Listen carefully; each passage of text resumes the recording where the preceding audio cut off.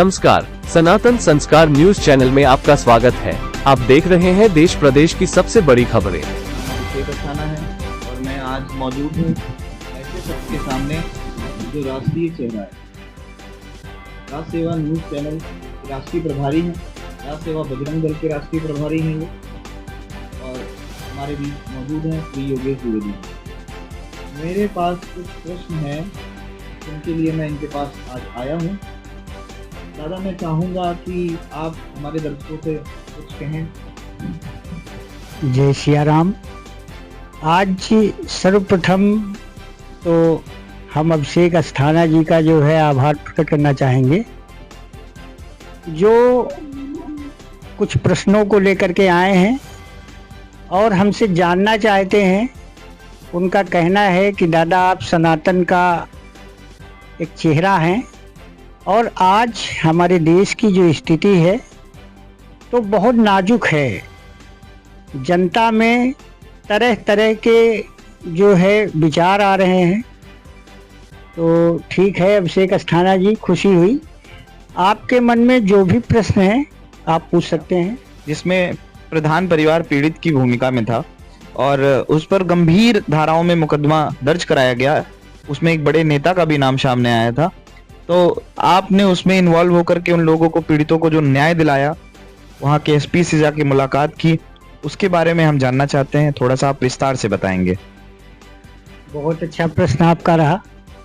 वो दरअसल बात ऐसा है कि एक राकेश प्रजापति, हाथरस क्षेत्र में एक गांव है, तो उस गांव के उनकी भाभी जो है प्रधान है। काफी सम्मानित लोग हैं, प्रजापति परिवार है। तो जो विरोधी प्रधान है तो वो किसी नेता का करीबी था।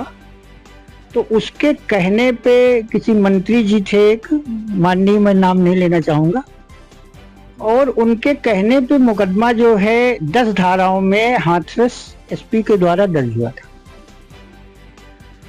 जब हमारी मीडिया टीम ने उसकी जांच की, हमारे हिंदू संगठन के लोगों ने बताया, तो मैं निस्वार्थ भाव से, कोई अपना लालच नहीं था, लेकिन जो धाराएं थी उसमें पास्को भी था, 307 भी था, मतलब 10 धाराओं में अब समझ सकते हैं कोई धारा बची नहीं होगी। तो मैं गया और जा करके हाथरस एसपी से मिला और बहुत ही सम्मान दिया उन्होंने। और हमने उनसे सिर्फ यही कहा था कि इसके साथ आपको हर स्थिति परिस्थिति में न्याय करना है। मैं किसी की भी मदद करता हूं तो कभी अपने प्रशासनिक अधिकारियों से ये नहीं कहता हूं कि आप इसकी मदद करें, जैसा कि आजकल के नेता लोग बोलते हैं। मैं उनसे यही कहता हूं कि सर ऐसा है, इस मामले की जांच कर हर स्थिति परिस्थिति पे इस व्यक्ति के साथ न्याय करें, क्योंकि हमको लग रहा है ये व्यक्ति कहीं न कहीं निर्दोष है, इसको फंसाया जा रहा है। और ये कर्तव्य प्रत्येक नागरिक का होना चाहिए। मैं अपने चैनल के माध्यम से, आपके माध्यम से देश के नेताओं को भी ये संदेश देना चाहते हैं कि जो नेता अपने जो है करीबियों के पहुंचने पर प्रशासनिक अधिकारियों को फ़ोन कर देते हैं कि इनकी मदद कर दीजिए, तो ये चीज़ गलत है। नेताओं को, अधिकारियों से ये कहना चाहिए कि सर इस मामले में न्याय करिए, क्योंकि मदद करने के नाम पर जो नेता लोग प्रशासनिक अधिकारियों पे दबाव बनाते हैं, उसमें कहीं ना कहीं बहुत से निर्दोष मारे जाते हैं। बहुत संजीदगी से सर ने अपनी बात रखी, बहुत अच्छा लगा। सर, मेरा दूसरा प्रश्न ये है कि जैसा कि आपको पता है कि 2022 से रूस और यूक्रेन का युद्ध चल रहा है, फिर बीच में इजराइल और हमास फिलिस्तीन का युद्ध चला, फिर अब आज के दिन में ईरान वर्सेस अमेरिका और इजराइल का युद्ध चल रहा है। तो पूरी दुनिया में जो युद्ध की विभीषिका है, जिसकी वजह से पेट्रोल, डीजल, गैस, इन सब की भारी किल्लत पूरे विश्व में देखी जा रही है, इसके ऊपर आपका क्या नजरिया है? मैं चाहूंगा कि आप हमारे दर्शकों के बीच ये बात रखें। बहुत अच्छा प्रश्न और बहुत बड़ा प्रश्न, क्योंकि आज के समय में हर व्यक्ति इस प्रश्न के उत्तर को जानना चाहेगा, और अगर प्रश्न है तो उत्तर भी जरूर होगा। और अगर आपके मन में अगर ऐसा कोई प्रश्न है, आप चाहते हैं कि इसका जवाब हमसे मिल सकता है, तो जरूर देंगे। ये जो हालात हैं, जो युद्ध चल रहा है, अमेरिका, ईरान, ये दोनों पावरफुल देश हैं और दोनों को घमंड है, दोनों को एक घमंड है कि हम बहुत शक्तिशाली हैं। तो जिसको भी घमंड होता है तो उसका घमंड चूर भी होना चाहिए। अगर इस युद्ध से फायदे की बात को अगर हम लें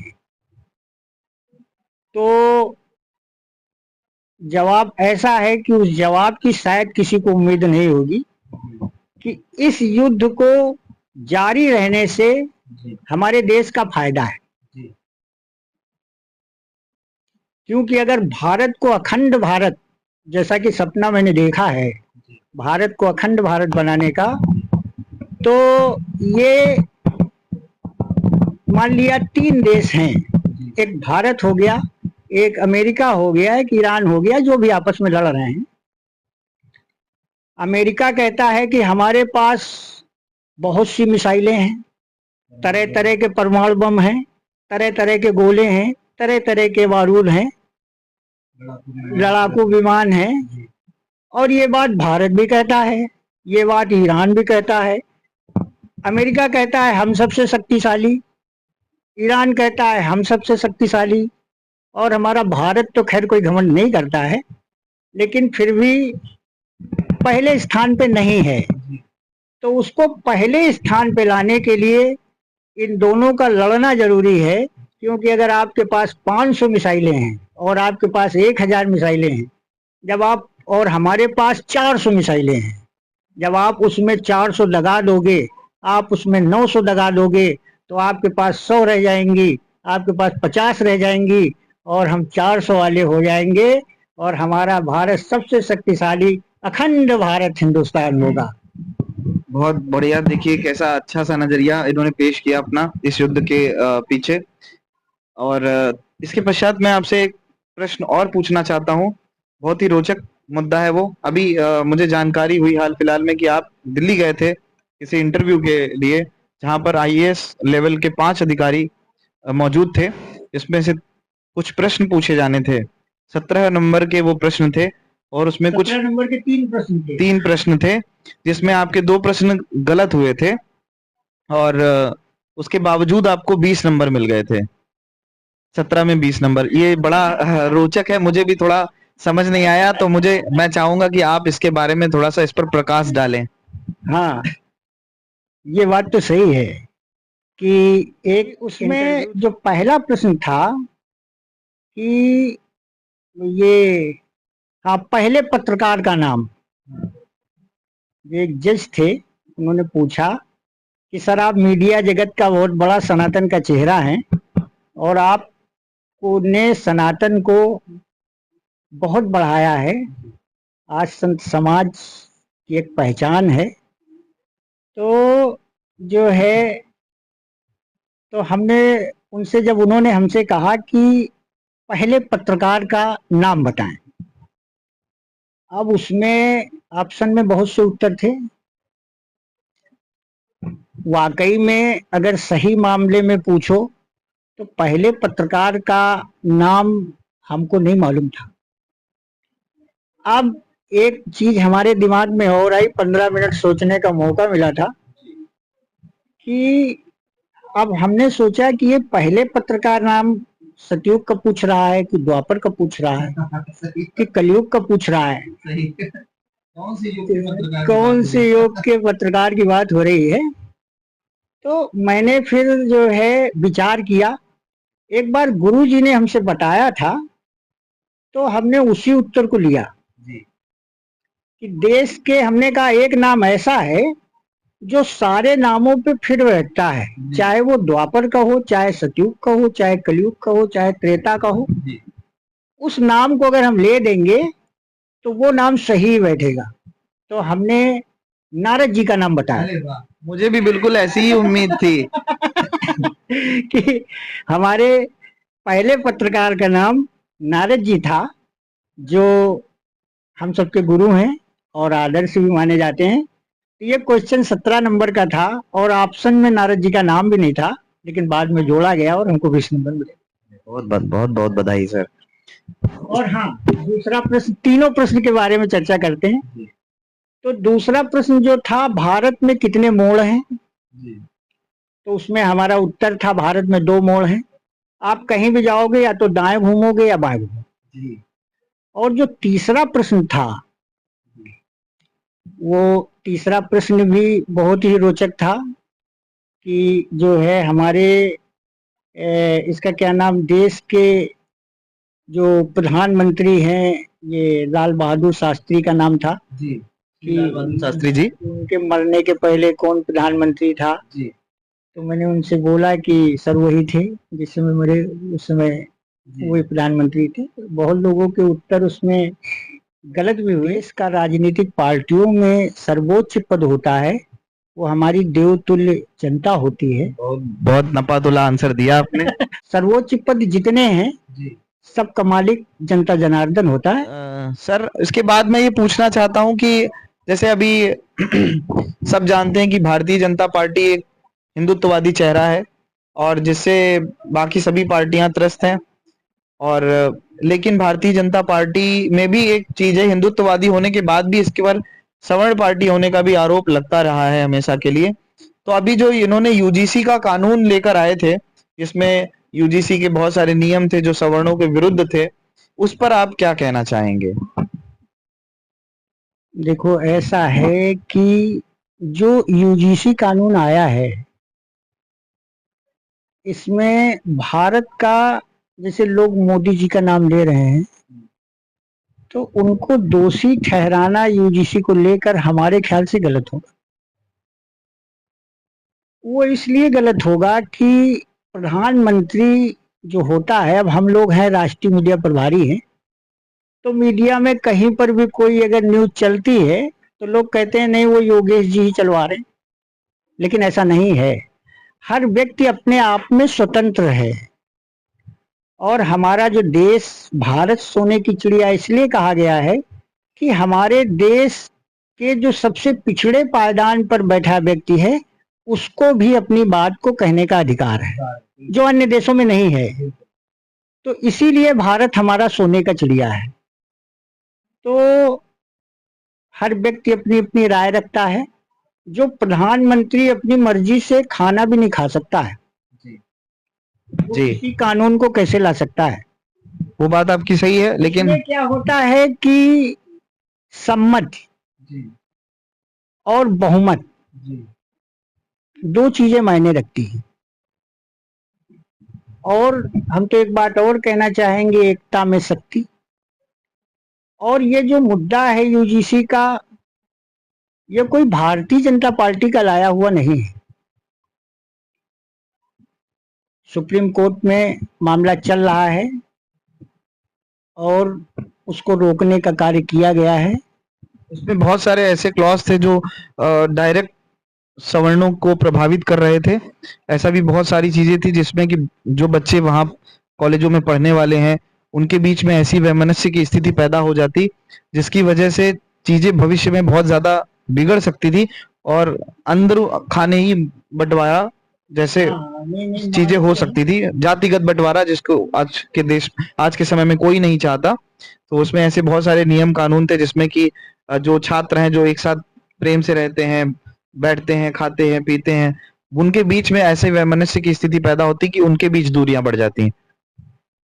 ये देखिए, ऐसा है, कोई तो है, उसकी तलाश भी जारी है, हमारे हिंदू संगठन कर रहे हैं, जो आपस में विभाजन करने का कार्य कर रहा है। हम लोगों का सदैव नारा रहा है कि एक है तो सेफ है, बटेंगे तो कटेंगे। तो लोग चाहते हैं कि ये कमजोर हों, ये आपस में लड़ें, और जो ये कानून है वाकई में बांटने वाला है। और जी एक बात और है कि कुछ नेता चार चीजों से, हमारे ग्रंथों में लिखा हुआ है कि चार चीजों से सत्ता को हासिल किया जाता है: साम दाम दंड भेद। जी तो पहले साम, फिर दाम, फिर दंड, और ये जो आखिरी रास्ता रहता है भेद, जी विघटन। जहां पे एकता है, और देख रहे हैं कि यार चारों तरफ आज बीजेपी की सरकार है, भगवा लहरा रहा है, और कुछ दिन बाद अमेरिका में भी और ये जो अन्य देश हैं वहां पर भी झंडा भगवा का लहराएगा। जी अपना सनातन वहां पर मजबूत होगा, ये वादा है हमारा। तो जो है, इस चीज को तोड़ने के लिए ये षड्यंत्र किया जा रहा है कि इन्हें आपस में लड़ाया जाए और आपस में लड़ा करके सत्ता को हासिल किया जाए। बहुत सही बात आपने कही। और इसके बाद आखिरी प्रश्न है मेरे पास, लेकिन वो आखिरी प्रश्न ही बहुत रोचक और बहुत बड़ा प्रश्न है। मैं ये चाहूंगा, जैसे कि आप सनातन के लिए बहुत वक्त देते हैं अपना, बहुत समर्पित हैं, और भाजपा जैसी पार्टी को आप बहुत सपोर्ट करते हैं। हर जगह जहां पर भी उनके झंडा बरदार बनना होता है, आप वहां पर खड़े होते हैं। तो मैं चाहूंगा कि मुझे ये बताएं कि भारतीय जनता पार्टी का कौन सा नेता है जो आपको सबसे ज्यादा पसंद है। मैं तीन नाम लेता हूं, आप उनमें से कोई एक नाम बताएंगे। प्रधानमंत्री श्री नरेंद्र मोदी जी, हमारे उत्तर प्रदेश के मुख्यमंत्री श्री योगी आदित्यनाथ जी, और हमारे देश के गृह मंत्री श्री अमित शाह जी। ऐसा है, हिंदुत्व का बड़ा चेहरा है आदरणीय नरेंद्र मोदी जी। सनातन का बड़ा चेहरा है आदरणीय योगी आदित्यनाथ जी। और हमारे गृह मंत्री, जिन्होंने संगठन को मजबूत करने का कार्य किया है, अमित शाह जी। तो ये जो तीनों नेता हैं अपनी अपनी जगह पे परफेक्ट हैं, अच्छे हैं, और तीनों नेता अच्छा कार्य कर रहे हैं। और इन्होंने भाजपा का परचम आज देश में ही नहीं विश्व में लहराने का कार्य किया है। आज गर्व से कह सकते हैं हम भारतीय हैं। लेकिन अगर आपका जो प्रश्न है कि पसंदीदा नेता, तो वो हमें राजनाथ सिंह जी पसंद है। राजनाथ सिंह जी पसंद है, वो बिल्कुल बहुत अच्छा लगा। लेकिन उसके पीछे का कारण अगर आप बताना चाहें तो। ये बहुत पर्सनल चॉइस है, लेकिन फिर भी मैं पूछ रहा हूँ धृष्टता के साथ। देखो, ऐसा है कि राष्ट्र के साथ हमारा जुड़ाव है, और हम लोग सनातन धर्म रक्षक कहे जाते हैं। आज सीमा पर जो एक चौकीदार है वो राजनाथ सिंह जी हैं। आज किसी देश की हिम्मत नहीं है, चाहे वो अमेरिका हो, रूस हो, जापान हो, तमाम ऐसे देश हैं। ये देन राजनाथ सिंह जी के नेतृत्व में सेना को मजबूत किया गया है। और यहाँ तक कि जो पूर्व सैनिक हैं वो भी रिटायरमेंट के बाद देश की रक्षा करने का कार्य कर रहे हैं। और जबकि रिटायरमेंट होने के बाद जो व्यक्ति आराम करता है वो भी राजनाथ सिंह जी के नेतृत्व में कहते हैं कि हम सब आपके साथ खड़े हैं, हम सब सनातन के साथ खड़े हैं, और हम सब हिंदू संगठन के पदाधिकारी भी उनके साथ खड़े हैं। और वो राष्ट्र हित में उनके जो विचार हैं बहुत अच्छे लगते हैं। नेता सभी अच्छे हैं, मैं किसी की अवहेलना नहीं कर रहा हूँ, लेकिन अगर सब में 100 नंबर दूंगा तो राजनाथ सिंह जी को 101 नंबर। बहुत बढ़िया। तो बहुत अच्छा रहा इंटरव्यू सर आपका। मैं मुझे बहुत खुशी हो रही है कि आपसे मैंने कुछ प्रश्न पूछे जिसके आपने बहुत ही रोचक अंदाज में उत्तर दिए। तो आज का वीडियो मैं यहीं पर समाप्त करना चाहता हूँ। बहुत बहुत धन्यवाद। बहुत बहुत भाई, थोड़ा सा 1 मिनट।